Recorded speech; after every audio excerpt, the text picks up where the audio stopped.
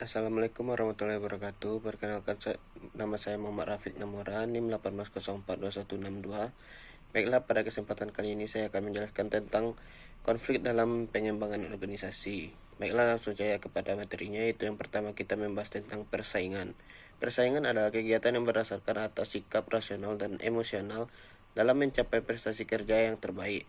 Persaingan dimotivasi oleh beberapa hal, yaitu yang pertama ambisi untuk memperoleh pengakuan, yang kedua itu penghargaan, yang ketiga status sosial yang terbaik.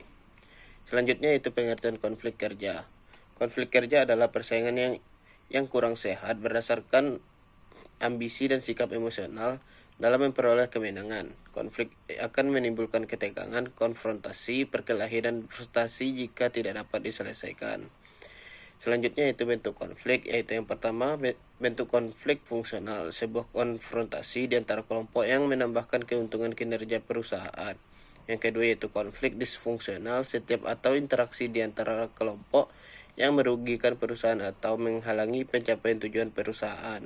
Yang ketiga yaitu konflik kinerja perusahaan, yaitu konflik yang dapat mempunyai dampak positif atau negatif terhadap kinerja perusahaan, tergantung pada sifat konflik yang bagaimana konflik dikelola.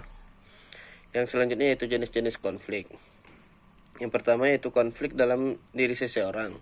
Seseorang dapat mengalami konflik internal dalam dirinya karena ia harus memilih tujuan yang saling bertentangan. Ia merasa bimbang mana yang harus dipilih atau dilakukan.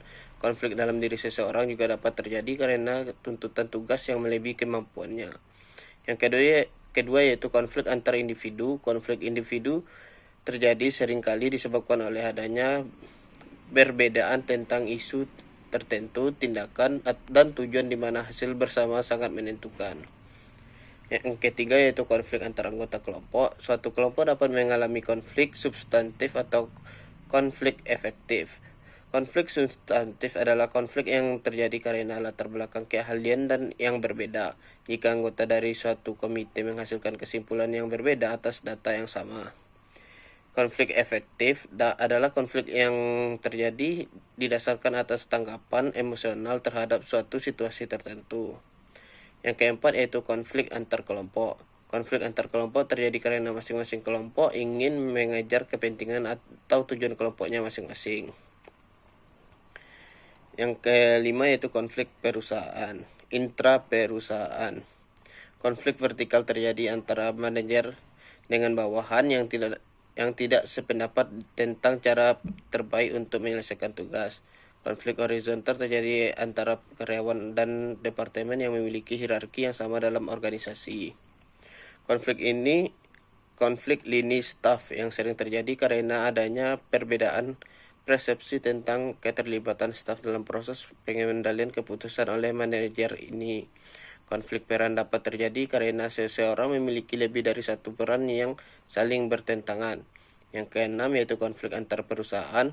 Konflik ini terjadi antar organisasi karena mereka memiliki saling ketergantungan satu sama lain terhadap pemasok, pelanggan maupun distributor.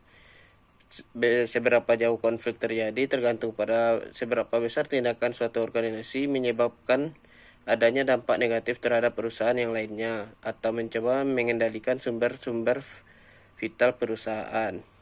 Selanjutnya itu kita membahas tentang faktor-faktor yang menyebabkan timbulnya konflik. Satu, tujuan yang sama yang ingin dicapai akan merangsang timbulnya persaingan dan konflik di antara individu atau karyawan. Setiap karyawan selalu berjuang untuk mendapatkan pengakuan lebih baik dari seorang lain. Yang kedua yaitu ego manusia. Ego manusia yang selalu menginginkan lebih berhasil dari manusia lainnya menimbulkan persaingan atau konflik. Yang ketiga kebutuhan. Kebutuhan material atau non-material yang terbatas akan menyebabkan timbulnya persaingan dan konflik. Setiap orang cenderung untuk dapat memenuhi kebutuhan lebih baik dari orang lain. Yang keempat perbedaan pendapat. Yang kelima salah paham. Dan yang keenam perasaan sensitif. Baiklah, hanya demikian materi kali ini yang dapat saya sampaikan. Jika ada salah dan jangan mohon maaf. Assalamualaikum warahmatullahi wabarakatuh.